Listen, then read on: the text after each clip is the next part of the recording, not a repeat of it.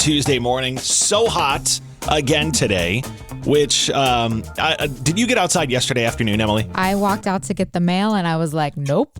You're like, I'm done. I'm done. Middle of the day was just brutal. It's going to be the same way today, actually a little warmer. So just be prepared if you've got to get outside. Let me ask you this. Do you do this? A new poll found more than ever people are actively avoiding the news because it's too stressful. Yes, a majority of the time I do. Because it makes me sad. I avoid the news, and I avoid specifically the national news. Yes. Local I can handle a lot more. National I can't because it's all negative. Why be so negative? There are some local news channels that I think are negative, and they're kind of stuffy. It's like they come on and they're like, today in Columbus, that sort of thing. It's like, okay. And then there's some that are like happy and fun and everything else. The happy, fun ones I like. But 39% of people worldwide say they sometimes or often avoid reading or watching the news. That's up from 29% when they did the same survey in 2017. Experts think it's all sad news we've seen out of Ukraine and the Middle East lately. They're a big factor. And we've gotten burnt out by constant updates on the pandemic during 2020. And we all just said, no, I'm out. I don't want to watch it anymore. There's only so much negativity you can handle, I feel like. Yes, and that's exactly. The majority of the news. Like, I understand it's important, but give me some happiness. Now, we have to talk about the game we play here in the studio every morning because we keep Good Day Columbus on ABC 6 and Fox 28. And what's our game that we play? Where is Mike McCarthy today? Well, where is Mike McCarthy looking concerned today? That's right, the looking concerned, because he is always looking concerned. He does. I like it. I forget where he is today. I already saw it. I saw it too, and I forgot to mention. But yeah, where's Mike McCarthy? So there you go. If you're avoiding the news, just know that you're in good company. We both do it too. Or just make a game out of it. Yeah, exactly. Make a game out of it. Where's Mike McCarthy looking concerned today? We should just have him call in every morning and be like, I'm at the State House and I'm concerned about this today. Kirsch and Emily, New Country 103.9. We're at Tuesday. I was thinking it was Thursday for some reason. That's a terrible way to start the day. Yes, it is. You are getting ahead of yourself there. All right, so what is this we're talking about? Raising sellouts? Yes. So I need to know, Kirsch, are you raising sellouts? I don't think so, but tell me what tell me about this. Aside, a series of polls asked people their thoughts on selling out. Older people obviously are more likely to say it's a bad thing, and 29% of younger adults think selling out is a good thing. So selling out how? Basically, you will give up morals for, money. Oh, okay. Yes. Okay. Got it. Well, no, I wouldn't. That's the easiest way to put it. Like, would you take the high-paying job to be successful and be unhappy or not, be a good person kind of thing? Yeah, that's a really good question. So if it were short-term, the high-paying job, short-term, to pay for college or this or that or the other thing, if it made me unhappy, I would call that a sacrifice for my kids, not selling out. If it compromised my integrity, no, not at all. Think about that, though. Think about how many celebrities or, really, really rich people have had to do a lot of horrible things to get where they are. Yeah. So I'm considering that a sellout. Welcome to the way. That's the thing. I wouldn't do it. I would not compromise my integrity. I wouldn't do horrible things. I would make myself miserable doing a job if it meant better for my family. Right. But, just at least we know you're not raising sellouts over there. Yeah, I don't think that's selling out if you're going to make yourself miserable to take care of your family. That's called going to work. That's called true. A job. But, some people are like, no, I would totally do that for the power or success. And I just don't get that. What about for the visibility on socials? Would you do it? No. Because I know you won't be famous on socials. So would you, No. No? No, I could never do that. I don't think I could personally live with myself. And I think there's other ways to get popular, famous, seen, heard without selling out. I really do. Kenny sounds so good when it's hot. As long as you have a margarita or beer in your hand and you're by a pool, yes, he does. Yeah, exactly. No, Kenny sounds great all the time. Yeah, Kenny sounds good all the time, but he sounds extra good when he's hot. Trending Topic Tuesday, we keep you up to date on all the stuff that's happened around Ohio, around the country as far as trending stuff. What do we got this week? So this is local for Ohio. Last week there was a camel loose at Cedar Point. How wild was that? What would you do if you're just walking at Cedar Point and you just see a camel? Like, I feel like I would think I was losing my mind. I'd get on it and ride it. Of course you would. Cedar Point's a big park. You get a lot of steps in. Be like, hey, you know what? Can you take me over to Gatekeeper? That's over on the other side of the park. I'd ride it. But like, also, who knew they had camels at Cedar Point? I don't know, but I'm going to be looking for them next time I'm up there. So first the camel was loose. Now there's goats that are loose. What? Yes. Where? At Cedar Point. Apparently. What is happening at Cedar Point? So what is going on? And I guess they had a petting zoo. Never knew that. You learn something new every day here. I've been to that. It's fun. It's nice. There's goats and camels. Well, now I think they're shutting it down for the time being because obviously animals keep escaping. I think they need to. Yes. I just don't know what I would do. Like, and you have girls who are on their phones all the time, because they're teenagers. Do you think one would like run into it? Yeah, probably.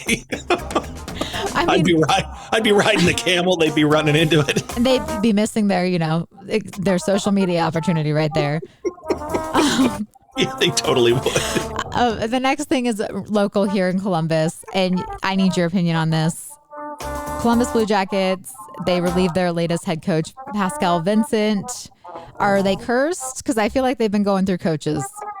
No, you know what it is? They're just an Ohio team. It's Ohio sports.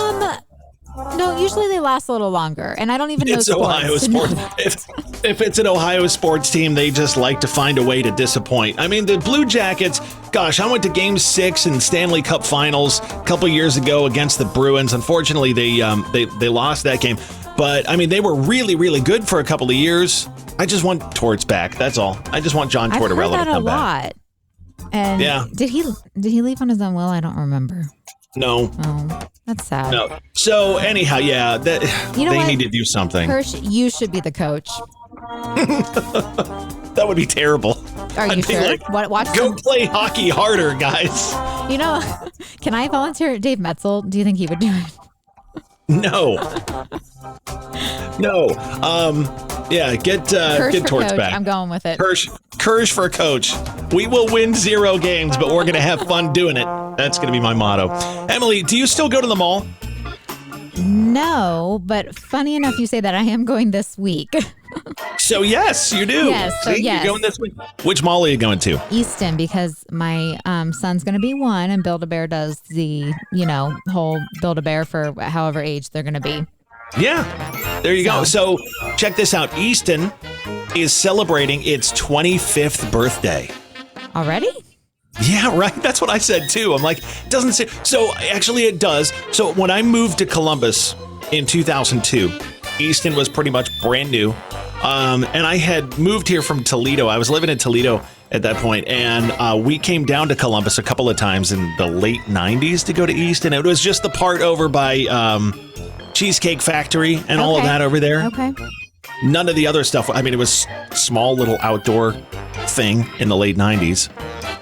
I always forget about the Cheesecake Factory because I feel like I always forget stuff is over there because Easton's so big.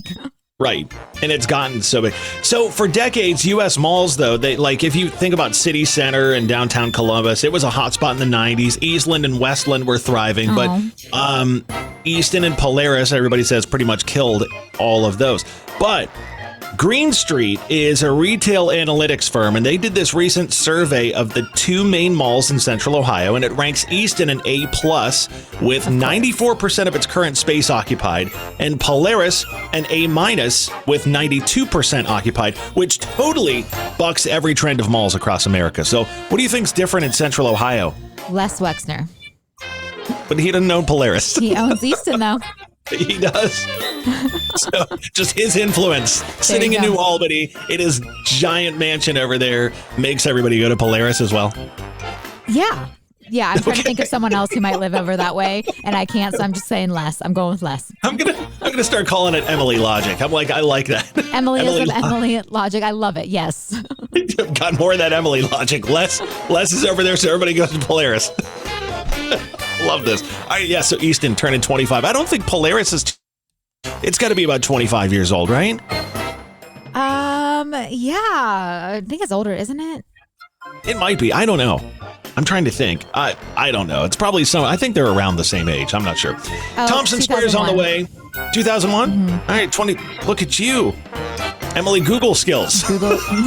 I think everybody falls victim to this on social media now. Do you have people who you don't know on social media who you feel like you're BFFs with? Yes, I do. So are most of them famous people or? Oh, yes, they're definitely famous. And I want to comment on their posts like we're best friends. Like I would comment on, Who's one of your social media BFFs? Oh my gosh, honestly, you're Ray Lynn, the country singer. I love her. And every time she posts something, I'm like, yes, we really could be besties. Well, Ray Lynn is, okay, I'll be very nice here. I would call her like a C-list country artist. Yeah, but I don't know. Yeah, I love her. So yeah, but the thing is, like, she's one that I could see being open to. She probably manages her own socials. Yes. She, that sort of thing. So maybe you could be her BFF. I mean, you never know. One day, anything can happen. Happens to me too. There's it's really bizarre. There is a country artist named Julia Cole. Okay. And she's D-lister. She's up and coming. But her sister ran track for Duke, and my wife and my daughter, they're runners, and we all follow her. She's become sort of a famous runner, right? Her name's Emily. I saw her in an airport about 6 months ago. And I was like, oh my God, Emily. And I, walked up and started talking to her. And I realized that I see her posts all the time and I know what's going on in her life. And she has no idea who I am. But you know what? I bet she cares and appreciates it. And that's what matters. She might. I don't know. It's called being relatable. She's like a 21-year-old, 22-year-old girl with some 40-year-old dude walking up to her being like, fanboy. I love that you just called yourself a fanboy. I'm not going to lie. Yeah, a fanboy over a lot of people. Do you? Because I don't believe that. I fanboy over a lot of people, yeah. I'm a fan. Everybody fanboys or fangirls over stuff. The U.S. Surgeon General wants to put warning labels on social media like they do cigarettes, though, because it won't work at all. It won't work at all.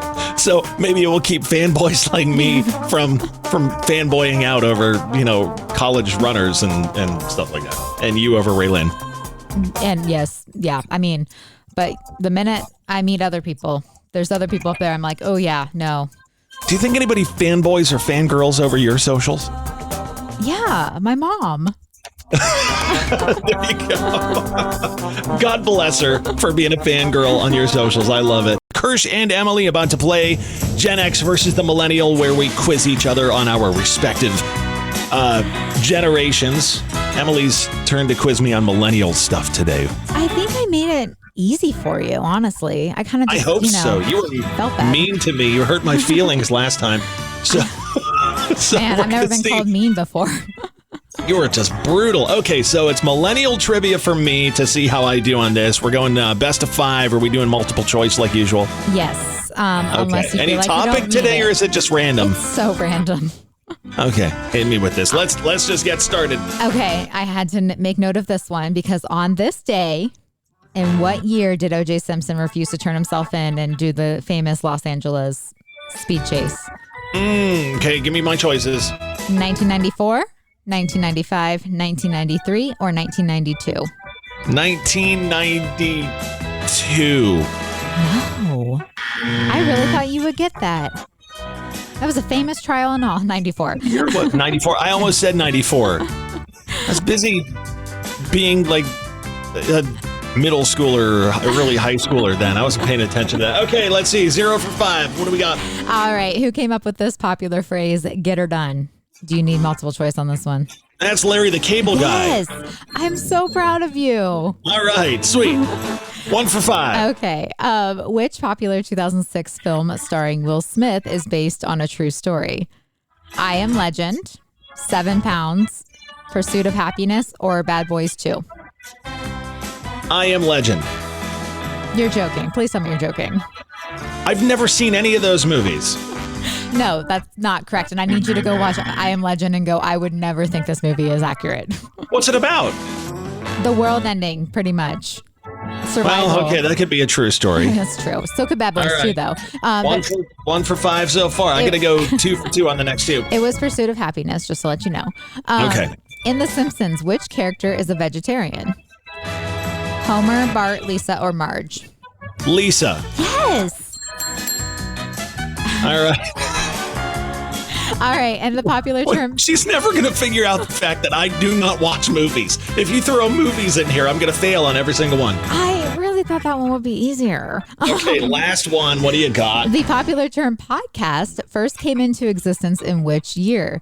2004, 2005, 2001, or 2007? 2000... Oh, God. 7? No. 4. 1? 4? Yeah. I'm going to give myself a ding-ding and a buzzer on that one. I think I lost again. Yeah, I wish we were keeping score and making bets or something. I'd be cashing in. Multiple choice are tough because they're always like, was it 2001, 2002, 2003, 2004, 2005, or 2006? I'm like, oh my God, that was so hard.